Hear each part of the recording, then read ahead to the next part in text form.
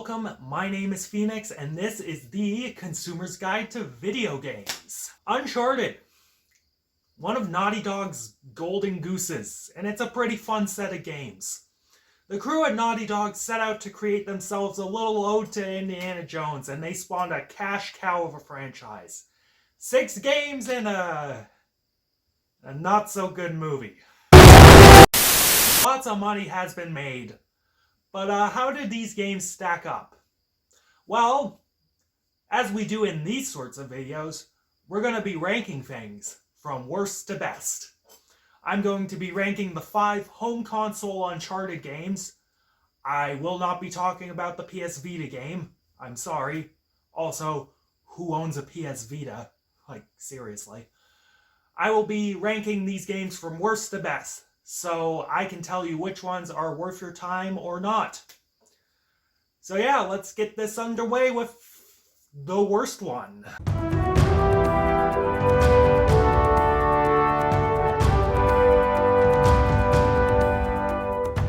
I mean, it's glorified DLC for Uncharted 4.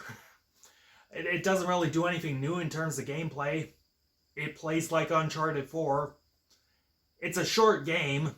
And if it weren't for this little sandbox section in the middle that pads the runtime, you would blow through this game in one sitting. Story-wise, I think it's kind of entertaining. Chloe getting her own story and some development of her character was pretty nice. Nadine in this game was a little annoying here and there, but her dynamic with Chloe was kind of amusing. Uzman Ali gives a pretty good performance as a Zov. That villain felt pretty grounded and scary, sort of like Lazarevich in 2. Lost Legacy, it's not a full sort of experience, but as a side thing, it'll keep you entertained.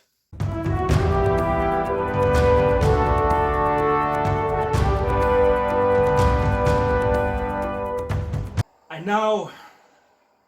know, sometimes these worst to best things are gonna get me crucified by fan bases. But like, of the main games, this is technically the worst one. Gameplay-wise, I think this is great, with vastly improved shooting mechanics and a stealth system that feels thought out and refined. The gameplay is arguably the finest of the series. While the hand-to-hand combat took a back seat and that suffered, the gunfights that took their cues from The Last of Us are just a blast to play and get you on the edge of your seat.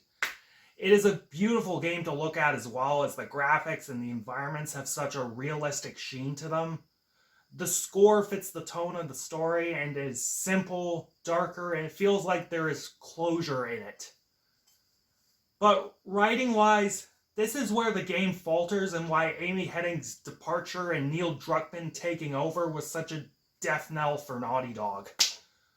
I will admit, this is nowhere near as bad as The Last of Us 2.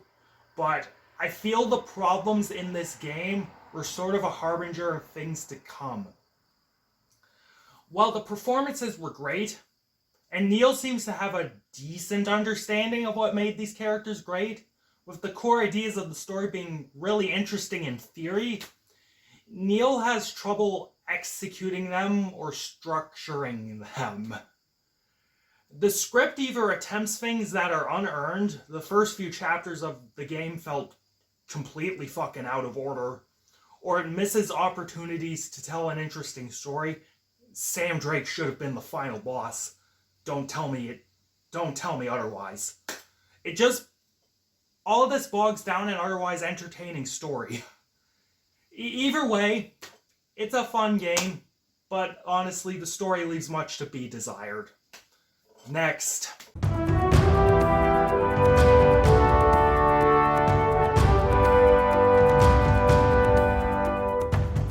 Oh boy. Oh, we finna work all the Uncharted fanboys into a shoot today.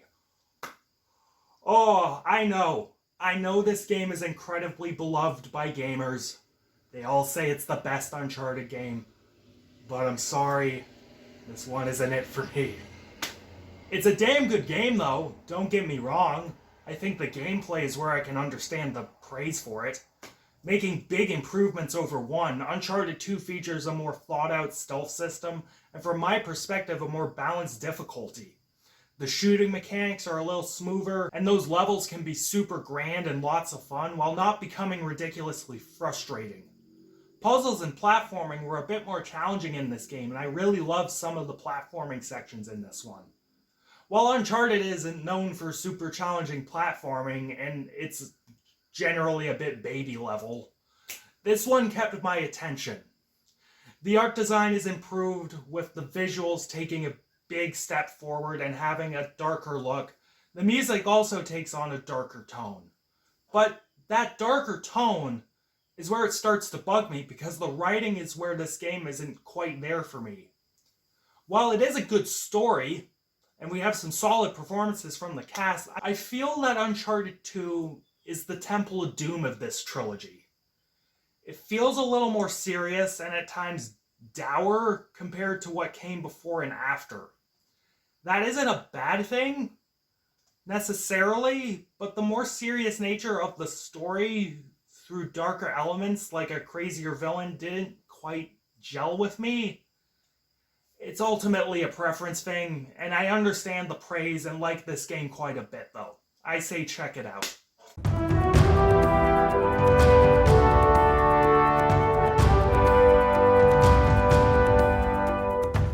Whereas Uncharted 2 was the Temple of Doom, I view Uncharted 3 as something more akin to The Last Crusade.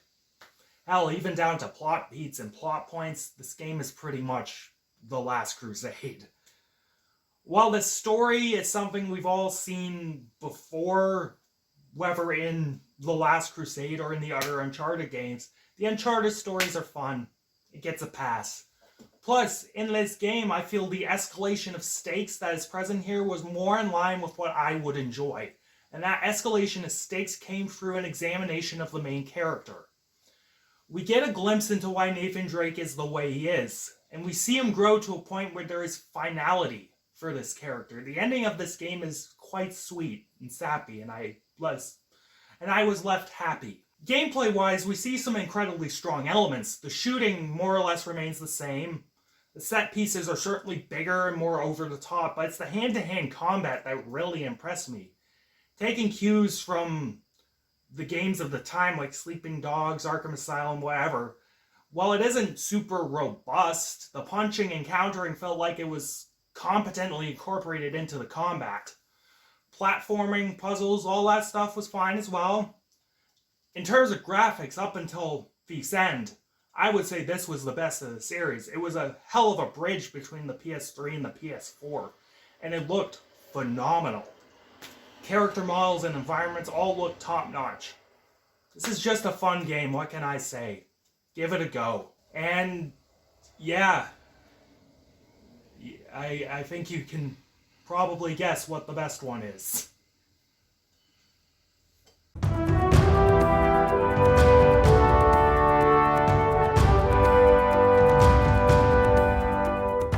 Gameplay-wise, it's not as refined as the next entries in the series. I will readily admit that. The game can be frustratingly hard, especially on the higher difficulties. Graphically, while it does look good for a 15-year-old game, it certainly looks like a product of its time. Not that that's a deal breaker, but the age of the graphics is noticeable. But the score is probably the most iconic in the series. Nate's theme, man, it's just a banger. Hell, it's the music I'm using for this video as a transition. Like, come on. Shit is as iconic as the indie theme, at least for gamers. But it's the story, though, that cements Uncharted 1 as the best game for me. The story of this game is simple, to the point, and just goddamn charming and endearing. Being introduced to these characters in such a fun, exciting, and fast-paced schlocko to Raiders of the Lost Ark was the best introduction you could ask for. The dynamic between Sully and Nate was interesting, the building of Elena and Nate's relationship was fun, and the performances bring them to life excellently. It's just solid action movie stuff, and it really doesn't get much better than that. While the next games refined the way the game plays, even the OG team of Henning and Druckmann never quite matched the quality of this game's narrative. And that is why Uncharted 1 is the best in the series. Ah, we did it, guys. We did another worst to best. I got another one cooking. You'll see that sometime soon. Catch you later, guys.